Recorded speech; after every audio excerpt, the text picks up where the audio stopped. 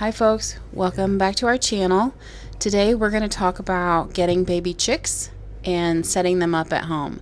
In April of 2020, we drove to Mount Healthy Hatchery in Cincinnati, Ohio and picked up some chicks. We could have had them delivered, but it was 2020 and nobody was going anywhere anyway, so we just took the day and went and picked up some chicks. So here I walk you through us picking them up, what they look like, how that went, and how we set them up when we get them home. So I hope you'll come along with us and enjoy this video.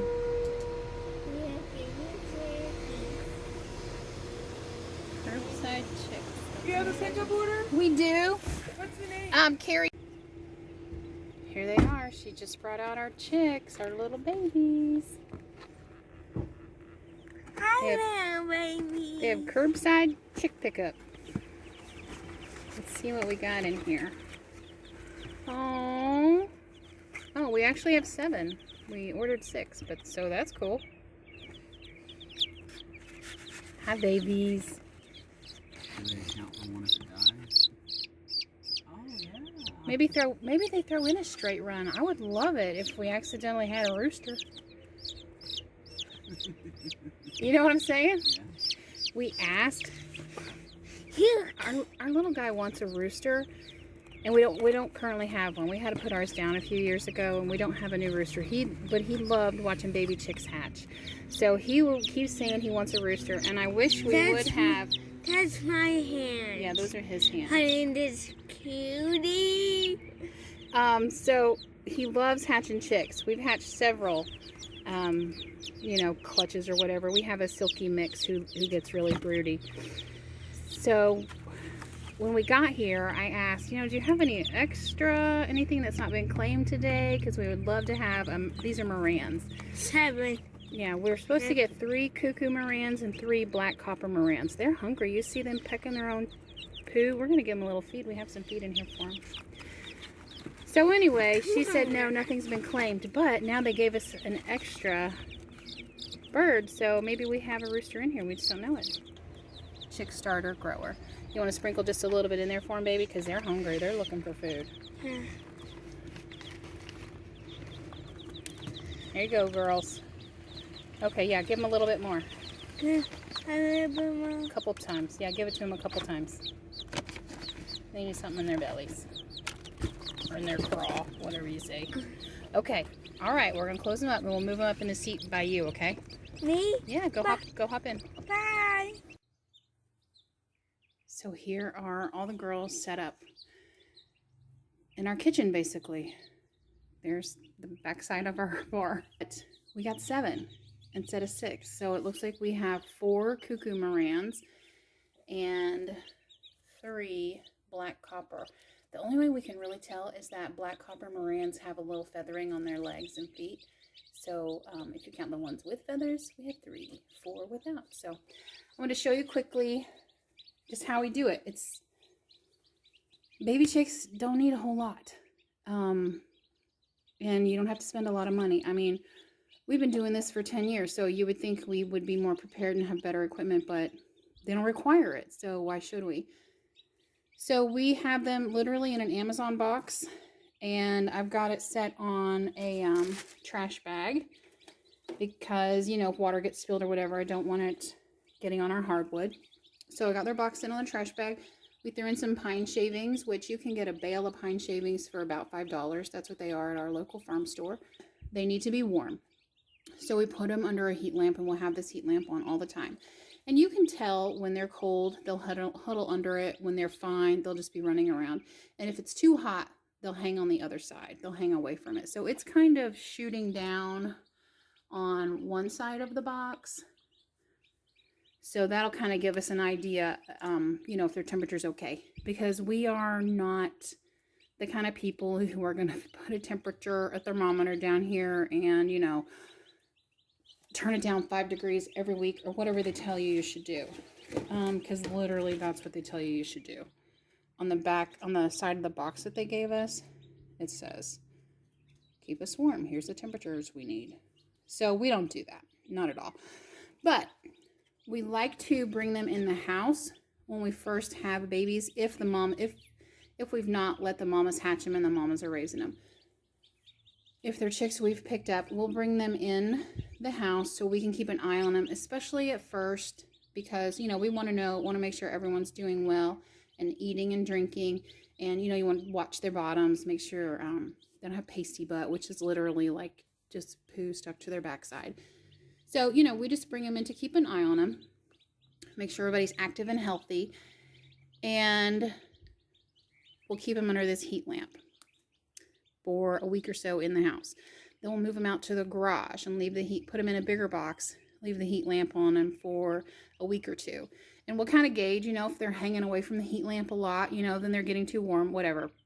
That's just what we do. It works for us. You do you. If you want to know the temperature that your chicks are at, you do it. Do as much or as little as you need to. But I'm just saying, we're kind of like lazy baby chick raisers, and they survive. So, and I spent $48 on these babies. So, if I didn't think that this would work, then, you know, I would be changing something up, because that's a lot of money for 7 chicks. But since we got 7, that now brings it down to just under $7 a chick. So that was nice. But anyhow, back to their feed. Sorry for that sidebar. We get a chick starter grower, which is perfect. So you can see what we've done here. This is just a pint jar. I'll probably give them quart-sized jars once we move them out to they're in a bigger box and they're eating more. But for now, just being a day or so old, this should be fine. And the little feed container, the little thing that the jar screws into, those can be purchased for like $3 or $4. They're not very expensive at all. And that jar even is not even a good jar. It has a chip along the top, so I can't can with it anyway, so I might as well use it for chickens. So there it is. And the water is even better. It's an old molasses. I literally pulled this out of our recycling and cleaned it up. It's just a molasses jar. It's even plastic.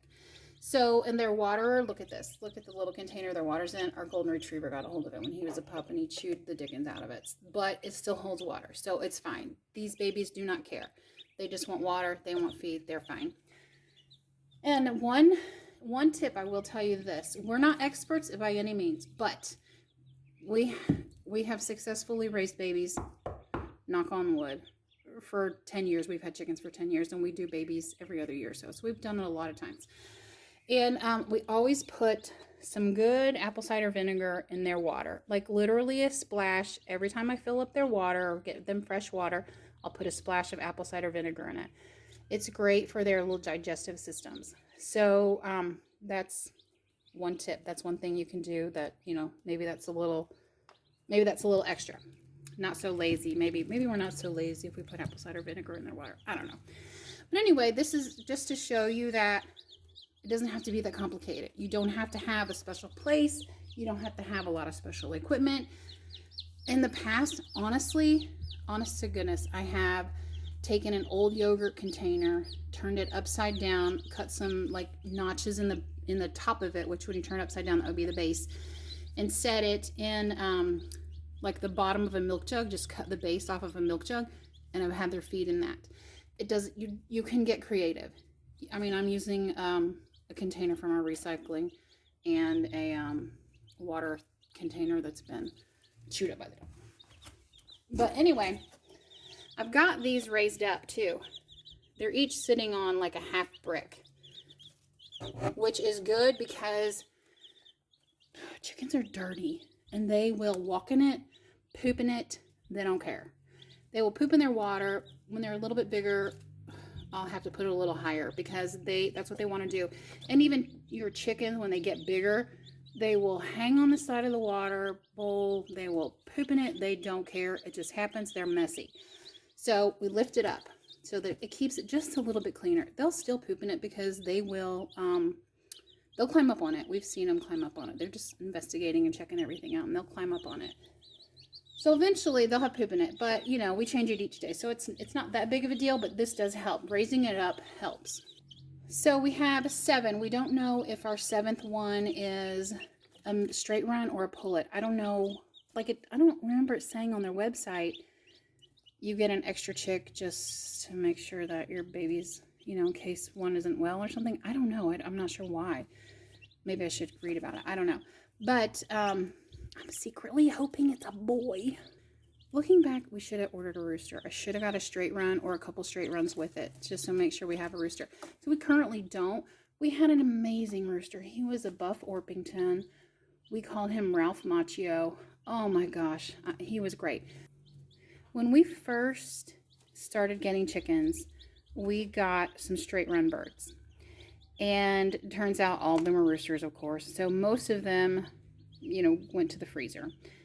But we had one little Buff Orpington. He would hang around my feet. Every time I went out there, he would just he would stand on my feet or stand right in between my feet.